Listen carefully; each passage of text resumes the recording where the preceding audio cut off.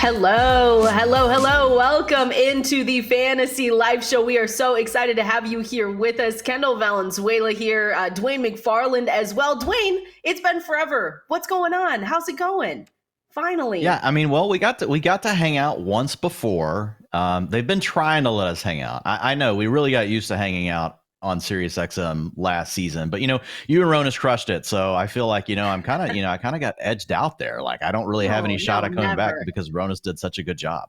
No, never. You were great. And everyone was wondering when we are going to crunch. You were crunching the numbers with us all week. I'm at my mom's house. I said, Mom, I'm doing a show with Dwain McFarland. She goes, oh, Dwain McFarland crunching the numbers. I said, yes, Mom. Thank you so much for it's probably not something you want to hear, but yeah, it's people love it. The people love crunching the numbers. We're ready. Well, Miss McFarland wants a new car, so I was having to crunch the numbers on that this weekend. Oh, what are we getting? That's a lot rougher than fantasy. Well, have you looked at new cars? Not cheap. No. But if she's getting a new, I would also like a new car, Dwain. So if you want to just crunch the numbers on that as well, just let me know how much. Let me know how much that is. Yeah, can't relate to that, but I'm excited to be here with you today because we're going through some players that could potentially be on the move. 9 surprising players is what we have right now that could be on the move this offseason. And I think these are good conversations, Dwain, because there are free agency is going to be opening up here soon. We have to talk about cap space and what teams need to do to kind of get under that number. But we've got 9 really good players, and I'm excited for this conversation. Yeah, so kind of the way we cultivated the list really was looking first at teams that we knew needed cap relief, but also there's this player aspect, and we lean a lot on overthecap.com. If you guys haven't checked it out, they do great work over there, so I highly recommend you go look at it. They actually put out a list of 100 players that they thought had the highest odds of their contract either being impacted or them being cut. So I started by looking at that list and then just kind of dwindled it down on my own, and we really wanted to look at the players' talent. Are they aging? Are they underperforming their contract, as well as like what the scenario is with the team. So we're not saying all these players are going to get cut, but I think like if you really squint, you could see a path where these players could be on the move.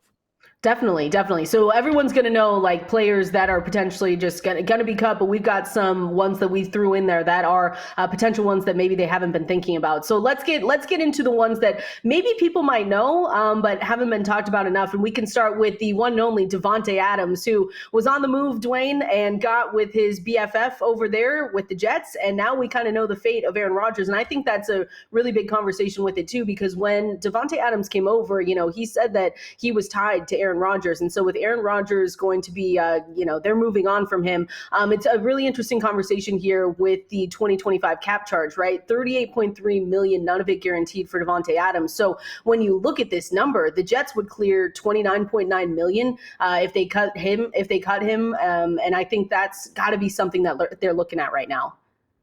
Yeah, they would save almost $30 million before June 1st. Jeez. They would save $36 million after June 1st. So there's a lot of savings on this contract that you have with Adams. The other thing you got to think about, Kendall, is he is also due another $38.3 million in the following season. So there's a lot of money coming to Davante Adams here. Now, I think when we look at it, like the Jets, they don't have to cut him, right? Right now, they rank 20th in cap space at $20.6 million. But depending on what other kind of moves they want to do or where they just really see their team right now, obviously Davante Adams, that's a major number. The question is, like, would another team really be willing to take that on at this point? We've got Davante Adams. He's going to be 32 plus years old. He'll be 32 years old this season. Why do I say 32 plus? Because I'm crunching the numbers, man. I got like decimal points on everything. So when you look at him, he is getting up there. But, Kendall, he was still really good this year. So I don't know what your thoughts are on Davante Adams. But, I know we talk about age a lot in fantasy, and Davante Adams was a guy we didn't draft a ton this year. But honestly, he kind of proved us wrong. Once he came to the Jets, like he was golden with Aaron Rodgers.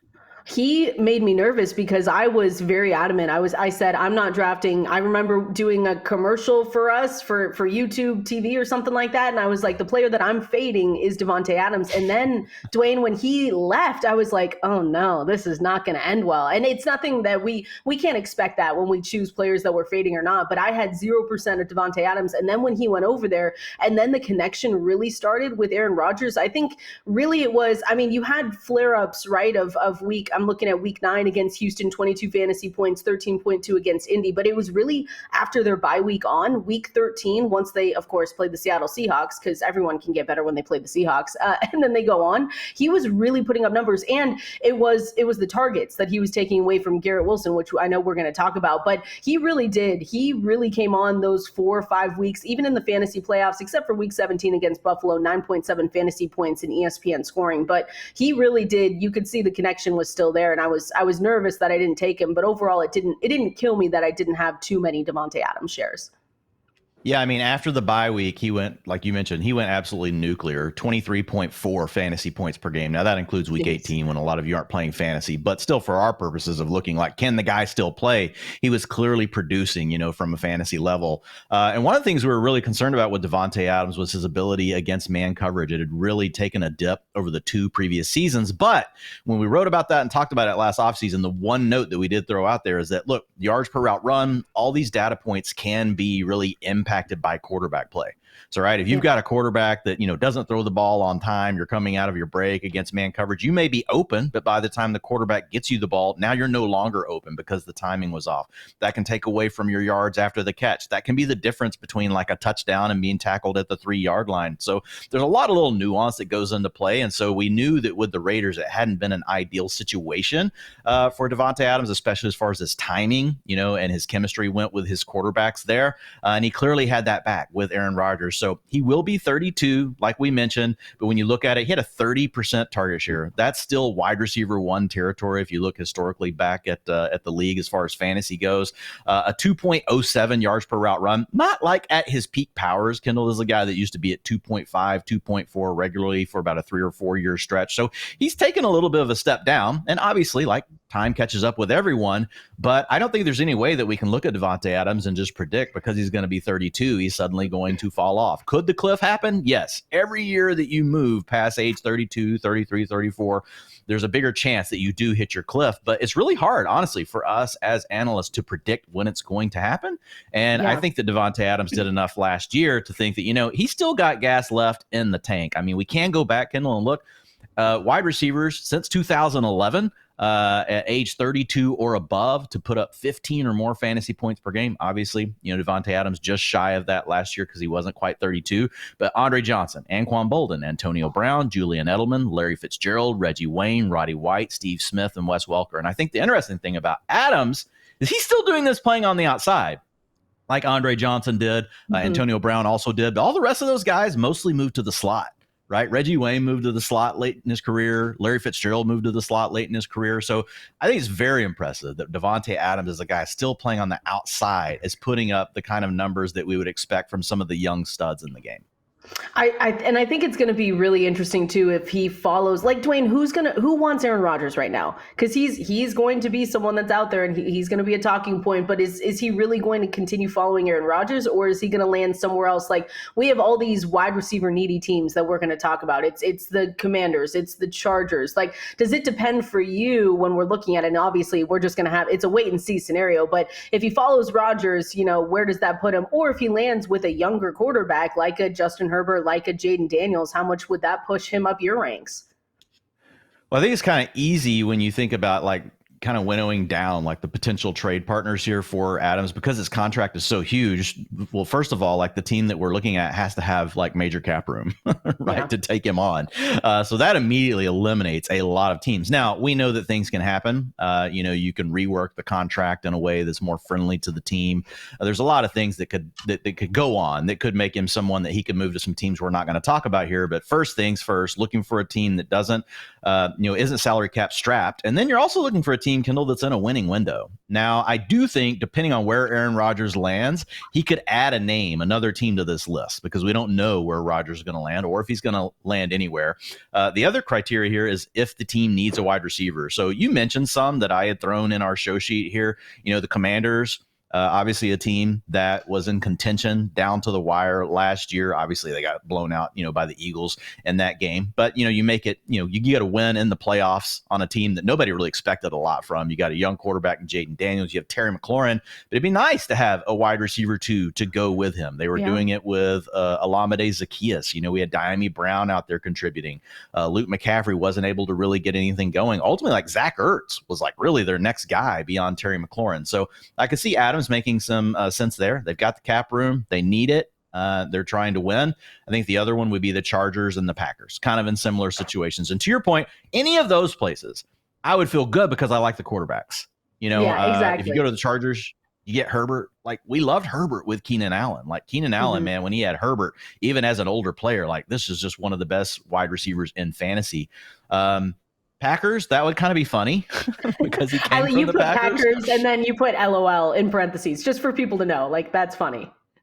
But, you guys had Josh Jacobs out there at the Super Bowl quote. True. His quote was that, hey, I like all of our wide receivers, but we need an alpha, essentially, is what he's saying. We need a top dog. And so who knows? I mean, Davante Adams, I don't know that they would want to have a reunion, but they've got the dollars, they've got the quarterback, and ultimately there is some pressure there to really have a high-end wide receiver one in the building.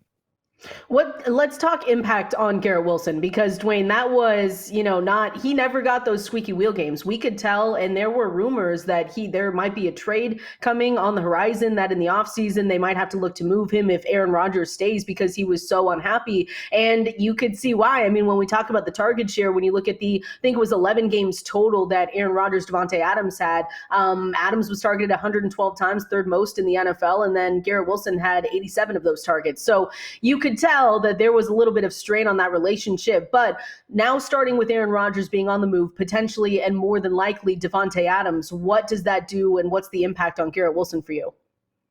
I mean, it's still good for Garrett Wilson. Garrett Wilson is still a really good player. Like, I don't know that he'll ever live up to the full height, but I think there's still potential. Like, the underlying data is still really good. I mean, he had a 24% target share still with Davante Adams out there absolutely hogging. That's really hard to do. When you've got a guy opposite of you getting 30% target share, most guys are going to get a 15, 16%. Garrett Wilson was still out there at 24%. And he did have games where he was getting more targets than Davante Adams early on before really, Rodgers and Adams found their mojo. So I think he's still he's a talented player. Obviously, Kendall, he's still young. On the season, he had a 27% target share, 7.9 utilization score. So this is a guy that can still do a lot of things. You look at his ability after the catch. He can make people miss. He can get open against man coverage. He can get open against zone coverage. He's got the speed to beat you deep. He's not as physical as some people would like from a wide receiver one. I know that's one question that can lead to some drops and things at times, but I still think that, like, he has the talent. He has the ingredients to have a big wide receiver one season. So yeah, moving on from Davante Adams, depending on what happens at quarterback, Kendall, because we've already seen Garrett Wilson without Davante Adams. Unfortunately, it was with Zach Wilson, which is about as bad as it can get. So it would be interesting. Like, if Sam Darnold somehow returned to the Jets, that would be intriguing to me. But like, they're going to have to at least find a quarterback that we feel comfortable can come in and, be average. At least if you can get that, like, I think we feel good about Garrett Wilson. But if it's like an absolute bottom, of the barrel kind of quarterback, that's going to concern us.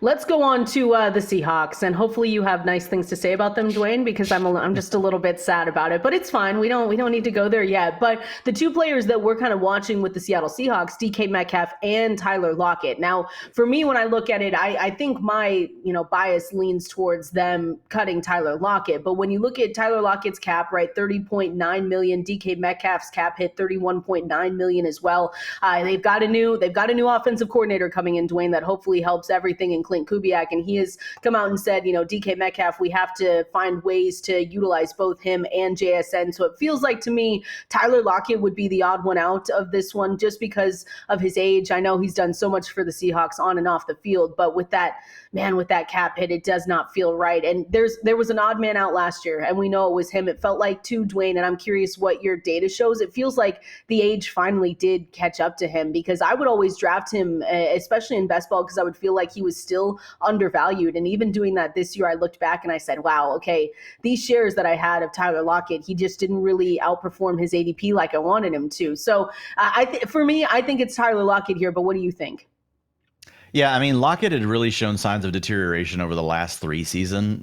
It really all culminated, right? Like this year, Yeah. though. This was kind of like the crescendo in a bad way kind of year for Tyler Lockett. So I'm with you. I don't obviously Tyler Lockett isn't the surprise. I know we talked about some surprise cuts. Metcalf would be the surprise. If you look at Lockett, if they cut him, it's 17 million in savings. If you look at the effective cap number on overthecap.com for Lockett or for the Seahawks, it's 16.7 million beyond the salary cap. So minus 16.7. So essentially the Lockett cut by itself would like essentially get you to neutral. Now you're still going to have work to do, so you can do some of the other work that you probably want to do depending on your plans for the offseason. So that could still leave DK Metcalf in danger. I think the challenging part for DK Metcalf and what could make him, Kendall, a surprise cut is the fact that teams are inquiring about him, right? Teams are inquiring about trading for him. No one wants to trade for Tyler Lockett. Maybe Pete Carroll. I don't. Tyler Lockett is making too much money. He's too old. He didn't perform well enough, right, to go trade for and spend anything on and then take on the contract. DK Metcalf, though, is a guy that people are inquiring about. So I would see DK not. I don't think DK's in any risk of getting cut, but I could see him getting traded, Kendall. And I think that that's the possibility you got to watch for him. Yeah, I feel like it wasn't even 2 years ago, there were rumors about DK Metcalf getting traded. And to me, like when there's a little bit of smoke, there's just a little bit of fire. Maybe if it's just the smallest flame ever, people are always going to inquire about players. And so I could see it, Dwain. They did not utilize him last season, and we saw the rise of JSN, which was phenomenal for all JSN managers. But for DK Metcalf, it's almost been a kind of every single season you go in and your expectations are so high. He's 28 years old, but he doesn't really come back with anything. So that's why I'm hoping with Clint Kubiak. He's got a ton of priorities for the Seahawks. It's the offensive line. It's pivoting some of their team building and how they're going to do that, and it's utilizing DK Metcalf. And so JSN, though, was phenomenal last year, Dwain, and maybe they say, well, we can just build around JSN, move on from DK Metcalf, and get something nice in return. But I'm hoping you say no to that, Dwain, because as a Seahawks fan, I like DK Metcalf. But I'm just hoping that Clint Kubiak can use both of them. It's just we haven't seen when one was getting hot, the other was doing nothing. Yeah, well, I think there's a few things like, with Kubiak, we know he's going to use more 2 wide receiver sets. Like he really does like to do that. And so that does typically funnel more targets to your wide receivers. We also don't really have a great tight end, on the Seahawks. Like Noah Fant's been, he's been a disappointment in his NFL career. He was a highly lauded guy coming out of college, out of Iowa, but just hasn't quite lived up to the billing. AJ Barner, a guy they spent I believe a 4th or a 5th round pick on last year. He did a little bit. So I think it's a scenario where if you just had JSN and DK Metcalf on the field, you would get a lot of targets to both. I think both could really live and eat in that sort of offense. I'm with you. If I'm Clint Kubiak, I'm pounding the table to try to keep DK Metcalf because really the design of his playbook is to really make teams have to defend the run just as much as the pass and then use that to set up play action, shots down the field, shots across the middle of the field. And DK really just fits that so perfectly because against man coverage, this guy has been an absolute monster over the course of his career, Kendall. He's got a 31% targets per route run over the last 3 seasons against man coverage. So essentially, whoever his quarterback is, when they drop back and see that he's got man coverage, they're throwing the ball to DK Metcalf. Now, JSN is more the guy that whenever you want to go heavy zone, you want to do those sort of things, he finds that spot in the zone to sit down, or they have a design look to him, let him do some run after the catch stuff, which was nice to see from him this season. So I think they're really complementary to one another. I think DK Metcalf and JSN, that's a perfect combo for 2 wide receivers. One guy that can really beat man coverage, stretch out the field. Maybe they could do some other things with him as well. Maybe open up the route tree a little bit more for DK Metcalf. And then you've got someone on the other side that can just absolutely chew you up, in the intermediate short areas of the field and beat that zone coverage. So I think they have a good duo. I would hope that they would keep those 2 together. And I think the question really with Metcalf at this point, though, Kendall, and interesting in your thoughts here, he's just never truly taken that step into alpha territory. And he's getting paid quite a bit of money, but he's only had if you look at his career, he's eclipsed 22% target share only twice. So really, he's been more like a wide receiver 2, whether you want to talk fantasy terms or what NFL teams are looking for. He's really been more of a wide receiver 2, and I do think a lot of it comes back to he's not ever been very good against zone coverage. While he does so well against man, he has never really been a guy that's been able to break out against zone coverage. Only a 19% targets per route run versus zone over the last 3 years. Now, again, if you've got both pieces, that's fine. They can be complementary. But in fantasy, like, we need DK to take that next step. If we could ever really think of him as being that guy that has that huge wide receiver one upside that we once thought he had. When you look at DK Metcalf, you think, how can anyone stop this man? Like, Yes. How can you stop he's just like, he's an absolute beast. So you watch the Seahawks. You're there every week, through whether it's good, whether it's bad, rain or shine, Kendall, you're there. So I'm curious on your thoughts, with Metcalf, and if he could take that next kind of step, or you just kind of think he is where he's at. I want to believe, Dwain, that he can take that next step because it's DK freaking Metcalf. And you're right. You look at him and you're like, no one's going to beat this guy. But I also feel when you look back at whether it's the coordinators, and we don't have to mention Shane Waldron on this show, whether it's the coaching staff, it's them not really also utilizing, in my opinion, utilizing and making sure they're getting the best out of DK Metcalf. And I think that's the difference here. And that's why I hope with Clint Kubiak that we see a change, because you're right. I mean, we've had this conversation too on SiriusXM where it's like, when you draft DK Metcalf, you're so excited. And then you look back on the season, you're like, okay, like this was good, but I'm expecting you to be great. You're DK Metcalf on the Seattle Seahawks. So for me, I'm hoping that Clint Kubiak comes in. And it's not only like, for me, Dwain, I also look back at Clint Kubiak and I say, okay, they need some kind of run first identity because they have a ton of red zone issues. They're horrible in short yardage situations. So to me, if Clint Kubiak comes in and is able to get a lot out of, now we're talking about Kenneth Walker, now we're talking about Zach Charbonnet, and he's able to get the run game going, that takes a lot of pressure off Geno Smith, and then it really could open things up for DK Metcalf, JSN. And so that's why I think Tyler Lockett's going to go. I honestly think Noah Fant could be cut as well, because like you said, his career ever since he was in that trade with Russell Wilson, so he came over from Denver, ever since then it hasn't been phenomenal. But I'm just hoping that you utilize and you get the most out of DK, and now that we have the JSN surge, that you just kind of use them both. And maybe that's the run first identity with Clint Kubiak I'm expecting him to bring over. But yeah, it's been, I think we can say, somewhat disappointing with DK Metcalf for fantasy, and I'm just hoping it gets better though, and that they keep him and they're able to try to utilize both at the same time, like you said. Yeah, I'm with you. Like, if he stays here, we've got Clint Kubiak. I'm looking at him as a wide receiver too. But hopefully, with a new coordinator, maybe they can unlock some new things. Hasn't necessarily been. They haven't necessarily had the best minds as far as the play callers go. No kidding, So Dwain. give them a little bit of pass, there. I would say, and we can move on to the next one, but Metcalf, potential landing spots. Obviously, again, you've got to kind of narrow things down because somebody's got to have the cap space. They got to be wanting to win. Teams we talked about before, I think, would all be in play. The team, though, that we're hearing the most rumblings would be the Raiders. What would you think, Kendall? Because you got Pete Carroll there. You got this potential. We know Pete Carroll. We've got the classic footage, right, of DK without the shirt on. And, he comes into the room. And Pete Carroll, when he first meets Metcalf, doesn't have the shirt on. Just great stuff.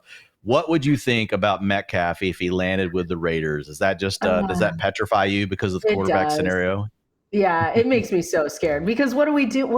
Let's bring, and it's always so funny when an old coach comes back and you're like, and now Russell Wilson's going to go over there. You're going to have DK Metcalf. It's going to be the Seahawks, 2.0 all over there. Tyler Lockett will go with them.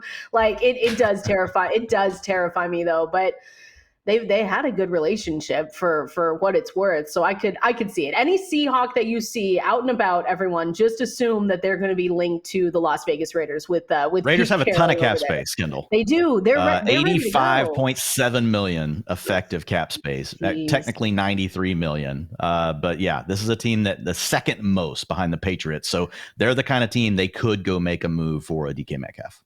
Let's go get them a quarterback, Dwain. Let's start there first, and then see what they can do Aaron with Rodgers? DK Metcalf. Oh God, wouldn't that be disgusting? That would be kind of gross, right? You have to admit that'd be gross. That'd be horrible. Well, Don't do that to us. Yeah, I mean, It's probably the same thing as Aiden O'Connell at this point. Like that's the thing. So yeah, Exactly. I'm with you. Let's talk about something else. I don't want to depress you too bad. I about know. The You're making me sad here. So let's go over to, I think this would make actually Cleveland Browns fans sad, but this was one that is actually surprising when we talk about David Njoku, tight end for the Cleveland Browns here. When we look at the cap, 11.4, their cut trade savings around 9.5 million and then 4.4 million. You've talked about effective cap space for the Browns as well, and they're right at 38.6 million. So what makes you think that maybe the Browns could be looking at Njoku and saying, we could move on from him? Well, they're a mess. If you look at the Browns, their cap space is an absolute train wreck. Minus 38.6 million effective cap space, as you mentioned. Njoku is hitting them at 11.4 million. They wouldn't be able to cut him before June 1st because that would actually cost them $9.5 million against the cap. But they would save 4.4 million after June 1st. Now, while that doesn't sound like a lot, you guys should go over to overthecap.com and click on the Browns and click on what their savings would look like before and after June 1st. They just they don't have anywhere they can go, Kendall, to get massive relief from one or two contracts. They've got multiple contracts that they're going to have to do something with. There's going to need to be restructures. Some of these players are going to end up getting cut. Someone could end up getting traded. So Njoku was just a name. You look at it. I mean, he's about to be 29 years old. And are the Browns really going anywhere right now with the whole thing with Deshaun Watson and that hanging over them? Like, there's just moves they've got to make, and they've got to start to consider, okay, like, are we in the final window of being able to get something for David Njoku if we were to make a deal? I think the one thing you got to consider with Njoku, he will be 30 in the following season, right? He's going to be 29 this year, but he's also still going to have a pretty big cap hit. He'll have a $24 million cap hit in 2026. So that could scare some teams away as well, like a 30-year-old tight end that you're having to pay $24 million. But I will say for Njoku, he's been really good over the last 2 years. Kendall has had his two best years as a target earner, 23% and 24% targets per route run. He's been good against zone and man coverage. So he's really come into his own. He's just really been strapped with the worst quarterback play of his career. Over these last two seasons. So it hasn't been, it's not David Njoku's fault, right? That he hasn't necessarily been, he's obviously had great stretches over this time, but he hasn't been able to be a consistent fantasy performer, but mostly due to the quarterback situation. Yeah, I was going to say all his good production has come from everyone not named Deshaun Watson. So looking at that, you look at the connection he had with Joe Flacco, and we were like, wait a second, who is this? We like this David Njoku. So yeah, I mean, he came back down to earth. I think if they were to move on from him, I don't hate some of the teams that you wrote in the show sheet of like some potential trade partners with the cap space to go out and get a tight end is Chargers, Bengals, Broncos. And so if he were to move on, I think he would still be a guy that we're talking about, even with his age, because he has shown the flashes. As long as Deshaun Watson isn't on the field, he's been totally fine. And then if they do move on from him, you have to open up the conversation too of Jerry Jeudy. And it's the same thing, really, Dwain. You can take any player on this team and say they've had great success without Deshaun Watson on the field. So we still have to wait for the news. He re-ruptured his Achilles, and so we have to even see if he's going to be able to play in 2025 and if he's going to be on the team. They've got, Thor Nystrom's mock draft sometimes has them, taking a quarterback or maybe looking at someone in this offseason at a veteran. So there's a lot of moves here, but it obviously all starts with if Deshaun Watson's going to play. But David Njoku, I think if he moved to a different team, I would still be really interested in taking him, especially with a younger, better quarterback. Yeah, like the Broncos are the one that kind of interests me, right? Because, they're so infatuated with this Joker role. Like David Njoku does give you, number one, his name sounds like it could be Njoker instead of Njoku. But he is one of these super athletic players, Kendall, that you can move all over the field. He gives you the yards after the catch. He can work a little bit more down the field, mostly used underneath in Cleveland, but that's also due to the other wide receivers that they have there. So the Broncos would be a really interesting one. But yeah, it wouldn't surprise. And it's funny because with Njoku, he's been begging Myles Garrett to stay. And so Cleveland fans love David Njoku. But he could actually be the guy that they turn around and end up moving. They have not said anything about this. Again, we're just connecting dots, looking at contracts, looking at the salary cap situation and the state of the team. So it wouldn't surprise me if Njoku was on the move. You did mention it. If he did leave, like that would be big for Jerry Jeudy. Obviously, Cedric Tillman, another guy that came on late in the season, ultimately ended up with that concussion, though, that kept him out for a while. So took away some of that momentum that he had gotten going. But I think if you got it down to just being Jeudy and Tillman, like that would be pretty nice. But it would still all come back to who's going to play quarterback for the Browns. Exactly. We'll have to wait and see. It wouldn't be funny, but David Njoku like getting Myles Garrett to stay and then he leaves and he's like, just kidding. Peace out. I'm out of here. That could actually be really funny. Before we continue on though, we've got more names obviously to go through, but let's talk with our friends over at Bud Light. Hey, you know you're not actually allowed to drink in a beer commercial? Since when? You gotta wait till it's done. Oh, 5, 4, 3, 2, 1. We're continuing on, Dwain. We've got group 2. We kind of have grouped these into different guys, but this one you kind of labeled big cap hits or injured and or underperforming players. So when we look at 2 guys over here for the Jacksonville Jaguars, it's Christian Kirk, Evan Engram. And I think the big, when you look at the cap space and you've got a brand new head coach over there and Liam Cohen, who is going to say Duval, as weird as that, it sounds like every single week. But Kirk's cap right now, cap hit 24.1 million. Evan Engram 19.5. Christian Kirk has to be the interesting conversation, right? Because of the emergence of Brian Thomas Jr., who looks like they just completely hit on. You have to be looking at that, Dwain, and saying, because of what he did in 2024, he has to be the alpha wide receiver 1. You can't look at him and say, yeah, well, now we're going to go back to Christian Kirk, right? That just can't happen. Yeah, I mean, and if you look over at overthecap.com, if you look at Christian Kirk, he is ranked number 4 in their negative, they call it negative fate. So that means it's a player that could have their contract changed, restructured. They're asked to take less money. It could be a trade. It could be released. Any of those things, right? And so Kirk ranks 4th, and it doesn't necessarily come down to the Jags and their cap space because they do have room. They've got 32.3 million available, so it's not like they're strapped like some of the teams we talked about earlier. But it does come down to what you mentioned, and that's the fact that Christian Kirk just really hasn't lived up to this contract. Like, he's been a good player, but he's not really been a great player, Kendall. If you look at him and you look at historically what he's done, his target earning ability, his yards per route run, all those things are really more at a wide receiver 3 level. And to your point, you've now got Brian Thomas Jr. on the scene.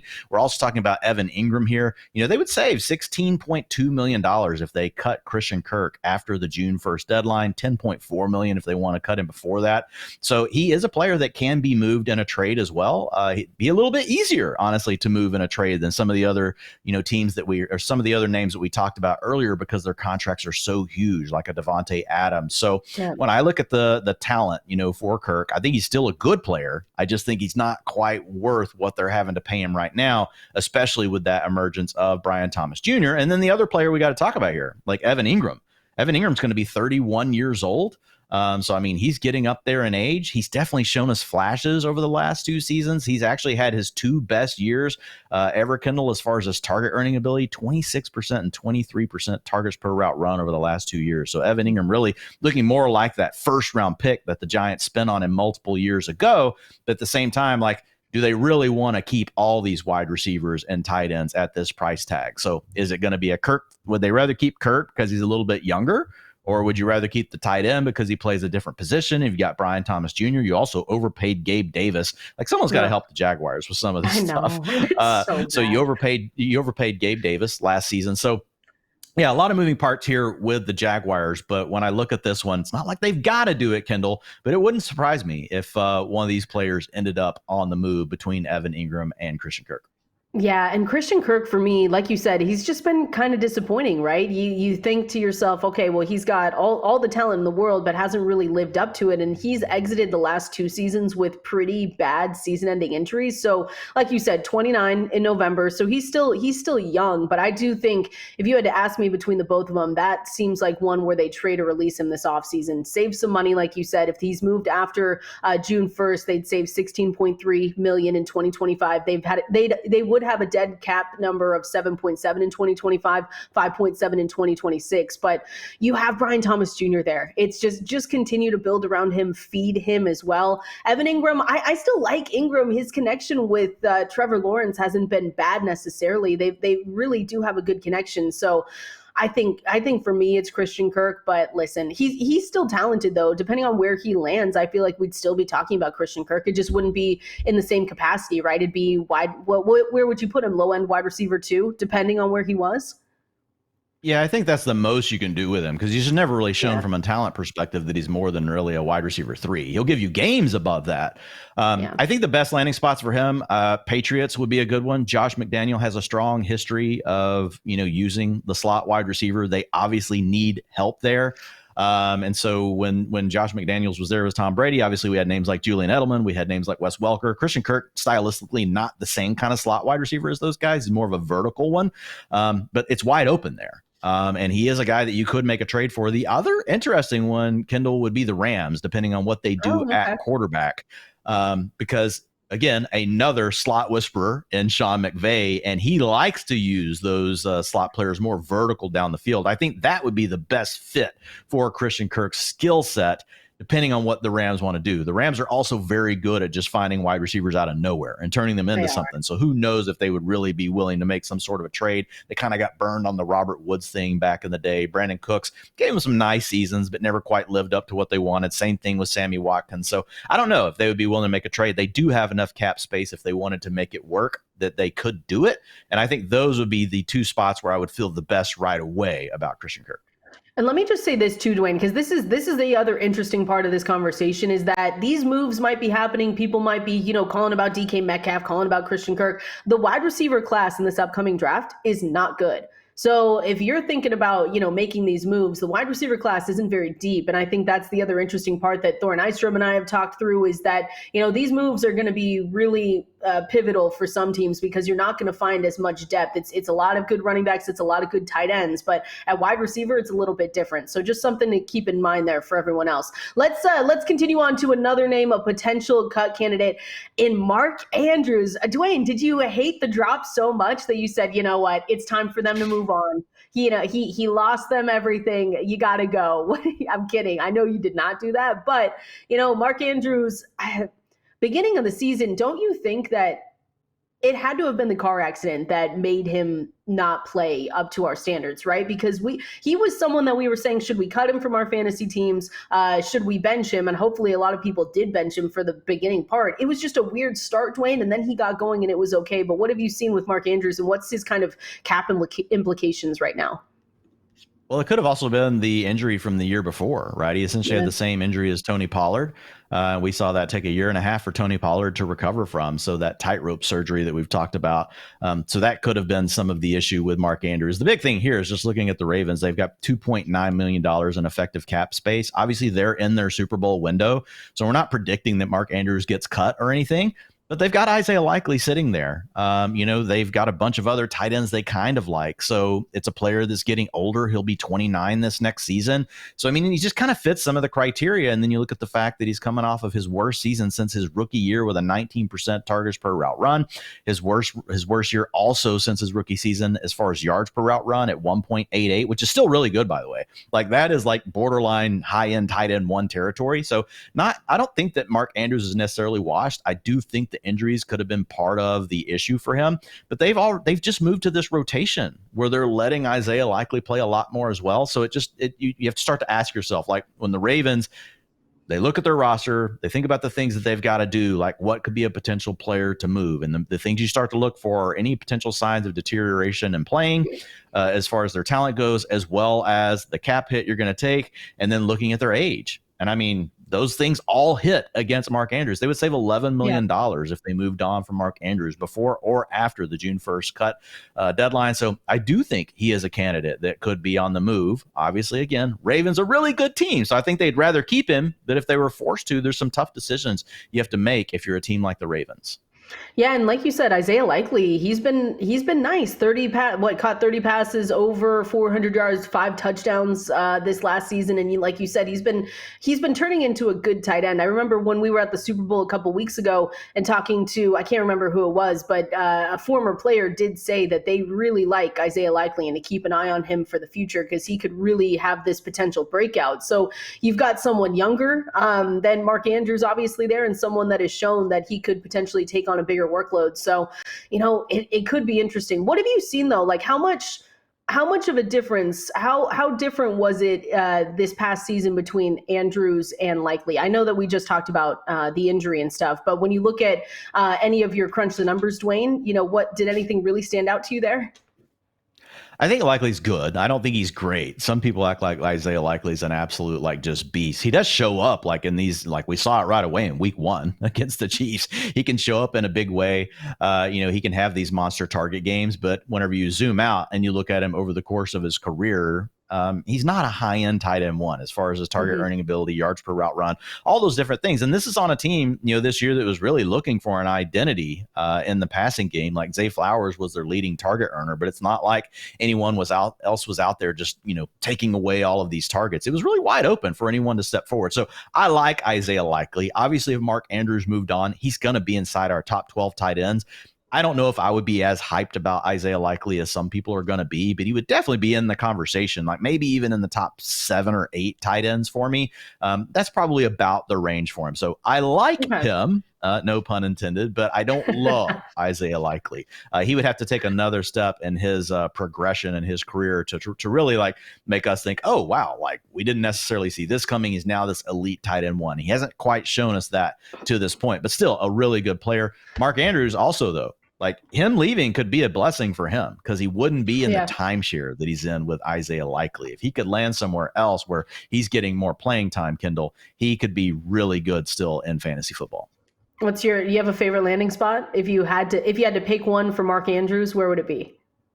Well, we've talked about some of these, these teams again, and you start to dwindle names down really quick, Kendall, because you're looking for a team that's in the window of winning. You're looking for a team that's got cap space, and they've got to have a need at the position. So it's some of the same teams we've talked about with David Njoku. The Chargers would fit the bill. The Broncos would fit the bill. The Bengals technically, right now, fit the bill, but we know they've also got to pay T. Higgins and Jamar Chase, so their cap situation could look very different as far as what they've got available after they address those things. So I don't know if they would have the room. But if you look at the role Mike Gesicki played in that offense, especially in the games without T. Higgins, man, he was really a factor in fantasy football, and Mark Andrews is better than Mike Gesicki. So if they, for some reason, decided to move on from T. Higgins, and then they wanted to make a deal and get Mark Andrews at a lower price tag and use him as the 1B to the 1A, kind of Jamar. Well, let's be honest. Jamar Chase would be the 1. Mark Andrews would be the 2. There'd be no 1A, 1B. But for him to be, the second guy in that offense, he would be an upgrade over Mike Gesicki, even though he's going to be 29 years old. And again, there's a real good chance that it was injury induced. And this is a guy that could still be really good. We've seen tight ends play well till later ages in their career, Kendall. They don't necessarily just drop off because they hit the age of 30. All right, let's go over to one that we kind of know is coming in Deebo Samuel, because I think this was the second time, Dwain, in 3 years that he requested a trade. But now this season, the San Francisco 49ers said, yes, Deebo, you can go ahead and try and find a trade partner. And this, the salary cap ramifications for the 49ers, this would be kind of big for them. When you look at some of their numbers for Deebo and their cap space, it's a cap hit of $15.9 million, cut/trade savings 15.7 million, 5.1 post June 1. So for Deebo Samuel too, Dwain, he did not have a good to say it nicely, he did not have a good season last year. I had too much Deebo Samuel, and there were times where it was just, you had to bench him. And I know a lot of people had a difficult time with it because of where they drafted him, because of his ADP and where he was in the draft. But you had to just bench him at some points because he was that bad. So the San Francisco 49ers kind of already had a plan in place if Deebo Samuel was going to go. They drafted Ricky Pearsall. We're going to talk about Juwan Jennings here in a second. But, it just seems like they're going to move on from Deebo. It seems like that's what's going to happen this offseason.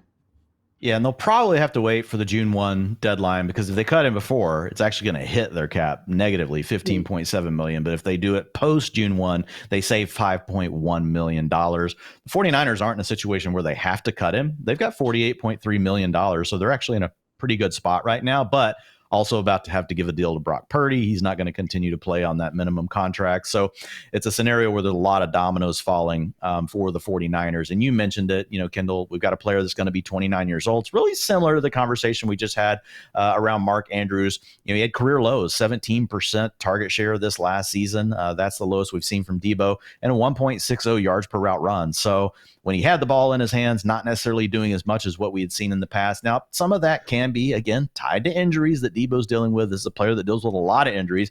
Also, Kendall, we had that weird game where, he had pneumonia or whatever it was, and couldn't play, but then was playing like in the next game. Like Deebo might have been 50% of himself if he really had pneumonia and he was in the hospital.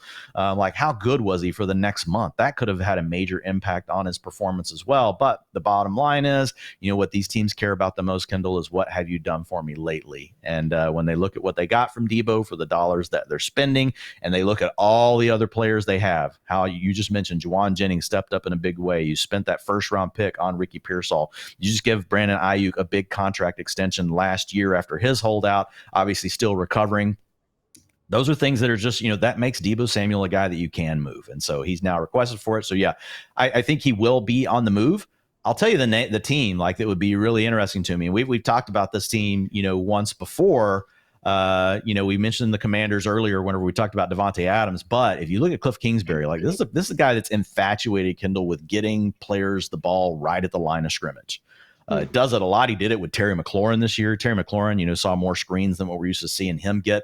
Deebo could fit really nicely in the Commanders. You've got that RPO game with Jaden Daniels, whether he's going to keep it, hand it to the running back, or throw the quick screen pass to Deebo Samuel. That could be a really tough three-way combo for any defense to handle in. Now, that's giving you potential single-up opportunities on the backside of the play if you get man coverage against Terry McLaurin. Like, that could be pretty sweet. So I feel like Deebo, man, if he were to land anywhere and I got to choose, I think the Commanders, from the way they run their team offense, the need they have, the young quarterback we like.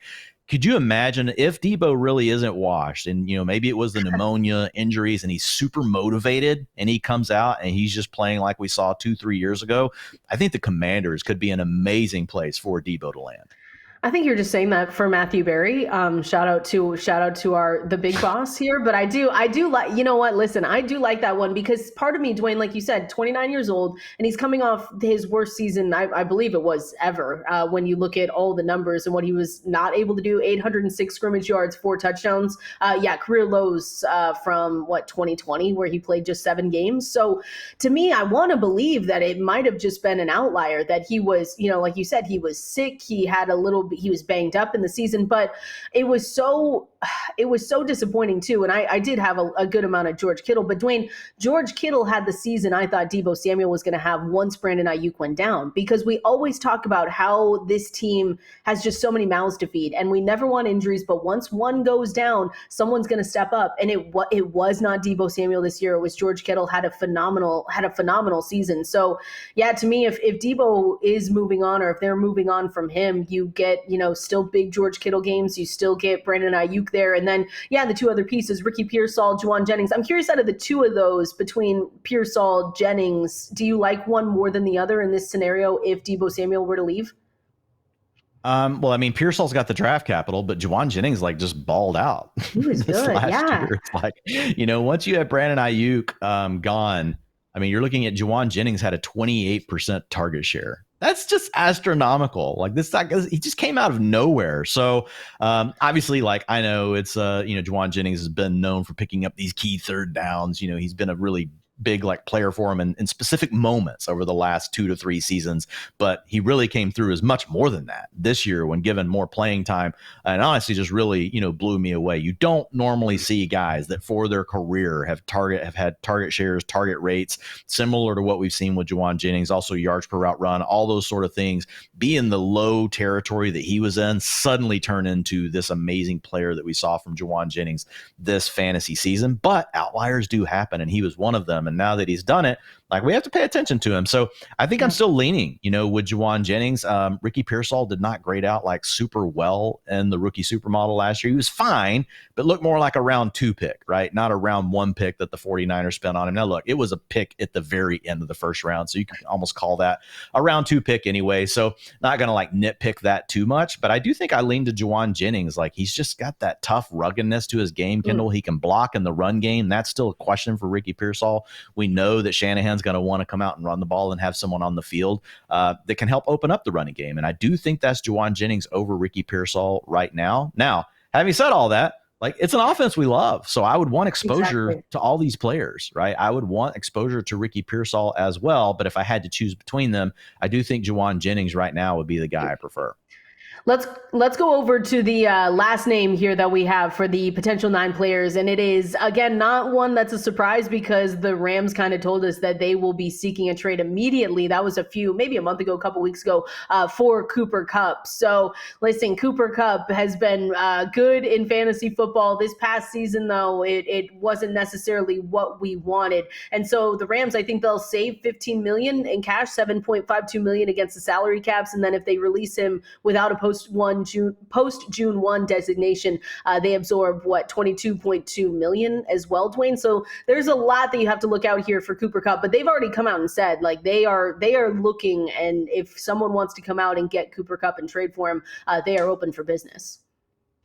Yeah, and I think Cooper Kupp, like he really has to land in the right scenario for us to even really care about this, Kendall. One, he's had all the injury problems over the last 3 seasons. He's going to be 32 years old, but he did still earn targets this year. He still had a 27% targets per route run. His adjusted target share after taking the games out, where he got hurt, et cetera, 25%. So like he got some targets. He didn't do as much as what we're used to seeing him. And we obviously saw Puka Nacua just really take over as the absolute alpha on that team down the stretch. And that was painful to watch from a fantasy standpoint. Yeah. But again, another player that was dealing with a high ankle sprain early in the year. You had different things ailing him. So you hope that maybe he could come back, and if he could manage to stay healthy, he could give you something in fantasy. But he's not a guy that you're going to want to be targeting, obviously, with a high draft pick. He's going to be a player that's going to go later in drafts. So it'll be interesting to see, like, where does his average draft position settle out? Where does he end up? But I do think he has to land somewhere that wants to run 3 wide receiver sets the majority of the time. And it also has to be open for him to play from the slot, because we have to remember, like, wide receivers mostly, like when you look at them, their talent drives like their targets and all these things, but there are certain like schemes that really help them. And Sean McVay does have one of them. So anywhere he goes, basically, that's not the Rams, is probably going to be a negative for him from a standpoint of the scheme. So you got to take all those things into account. So at the end of the day, I don't see myself drafting a ton of Cooper Kupp. Most landing spots I would see as being a downgrade for him, but I'm trying to remain open because he did still earn targets, even though he will be 32 years old. Patriots, I feel like that's a team that we haven't necessarily mentioned. That would be another good one. Yeah, the Patriots, because they've got a ton of cap space too. I mean, they're going to play around a lot. Drake May looked like he was kind of a little bit ahead of schedule. They know that window's open for him on his rookie contract. So you bring in Mike Vrabel, and I think that doesn't, to me, Dwain, that doesn't make me more excited to draft Cooper Kupp, but it's one that maybe he's so cheap in drafts, especially on Underdog, that we say, okay, it's still Cooper Kupp. Maybe he can find his way back a little bit. Yeah, I mean, and again, Josh McDaniels is one of these guys that's been willing to keep a slot wide receiver on the field. We saw him do it with Wes Welker, even when they would go to 2 wide receiver sets at times. So, I mean, we'll have to watch it. We would have to watch the training camp news. But yes, if you were to have a situation where he landed with the Patriots, I agree that would be a good one. I probably would lean to Christian Kirk, like the younger player, if I'm, the Patriots. But yeah, this is one of the spots where we could see Cooper Kupp flourish, because we know we have a coach willing to run 3 wide receiver sets as their primary offensive personnel grouping. Well, Dwain, thank you so much for letting me hang out with you today and do this 9 players that could potentially be on the move.